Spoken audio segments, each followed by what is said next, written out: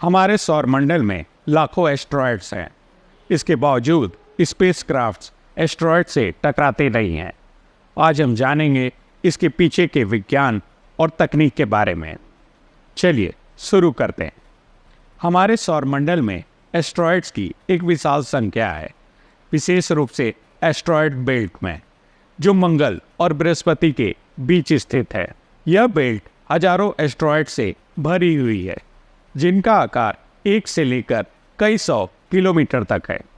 हालांकि इस विशाल संख्या के बावजूद जब स्पेसक्राफ्ट इस क्षेत्र से गुजरते हैं तो इनसे टकराने की घटनाएं बहुत ही कम होती है। इसके पीछे कई महत्वपूर्ण कारण हैं। पहला और सबसे महत्वपूर्ण कारण यह है कि स्पेस का आकार इतना विशाल होता है कि एस्ट्रॉयड्स के बीच की दूरी बहुत अधिक होती है। एस्ट्रॉयड बेल्ट में लाखों एस्ट्रॉयड्स होने के बावजूद इनकी औसत दूरी हजारों किलोमीटर में होती है। इसलिए जब एक स्पेसक्राफ्ट एस्ट्रॉयड बेल्ट से गुजरता है तो यह बहुत छोटे से क्षेत्र से गुजरता है, जहां एस्ट्रॉयड की डेंसिटी बहुत कम होती है।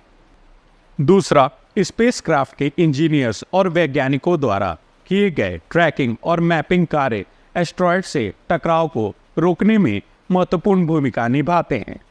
आधुनिक टेलीस्कोप और स्पेस एजेंसियों द्वारा इस्तेमाल किए जाने वाले उन्नत उपकरण एस्ट्रॉयड्स की स्थिति, गति और दिशा की सटीक जानकारी प्रदान करते हैं। इस डेटा के आधार पर वैज्ञानिक और इंजीनियर स्पेसक्राफ्ट के मार्ग को एस्ट्रॉयड्स के साथ टकराव से बचाने के लिए सटीक कैलकुलेशन और प्लानिंग करते हैं। आजकल के स्पेसक्राफ्ट्स में अत्याधुनिक ऑटोमेटेड नेविगेशन सिस्टम होते हैं, जो एस्ट्रॉयड्स की स्थिति और गति की निरंतर निगरानी करते हैं। ये सिस्टम वास्तविक समय में एस्ट्रॉयड्स की संभावित टकराव की संभावनाओं की गणना करते हैं। अगर किसी एस्ट्रॉयड से टकराने का खतरा बढ़ जाता है तो यह सिस्टम तुरंत प्रतिक्रिया करता है और स्पेसक्राफ्ट के मार्ग को बदल देता है। यह प्रक्रिया इतनी तेज होती है कि टकराव का जोखिम बहुत कम हो जाता है। स्पेसक्राफ्ट का डिजाइन भी एस्ट्रॉयड्स के टकराव को रोकने में मदद करता है। आधुनिक स्पेसक्राफ्ट को इस तरह से डिजाइन किया जाता है कि इसका बाहरी हिस्सा मजबूत और टिकाऊ होता है। इसके साथ ही कुछ स्पेसक्राफ्ट में काउंटर मेजर सिस्टम भी होते हैं, जो संभावित टकराव की स्थिति में स्वतः सक्रिय हो जाते हैं और आवश्यक दिशा बदल देते हैं। स्पेसक्राफ्ट की गति और दिशा का भी एस्ट्रॉयड से टकराव पर असर पड़ता है। जब स्पेसक्राफ्ट को एस्ट्रॉयड बेल्ट से गुजरना होता है तो इसकी गति और दिशा को एस्ट्रॉयड्स की गति और दिशा के साथ कोऑर्डिनेट किया जाता है। इस प्रकार स्पेसक्राफ्ट के लिए एक ऐसा रास्ता चुना जाता है जिससे टकराव की संभावना न्यूनतम हो जाती है।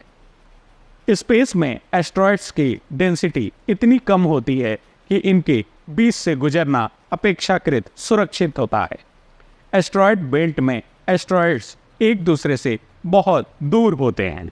इस वजह से एस्ट्रॉयड्स के बीच की जगह काफ़ी अधिक होती है, जिससे स्पेसक्राफ्ट आसानी से इनके बीच से निकल जाते हैं। स्पेस मिशन के दौरान पृथ्वी पर मौजूद मिशन कंट्रोल सेंटर भी स्पेसक्राफ्ट की सुरक्षा में महत्वपूर्ण भूमिका निभाता है। मिशन कंट्रोल सेंटर लगातार स्पेसक्राफ्ट की स्थिति की निगरानी करता है और आवश्यकता अनुसार मार्ग बदलने के निर्देश देता है। यह सुनिश्चित करता है कि स्पेसक्राफ्ट को किसी भी संभावित खतरे से बचाया जा सके।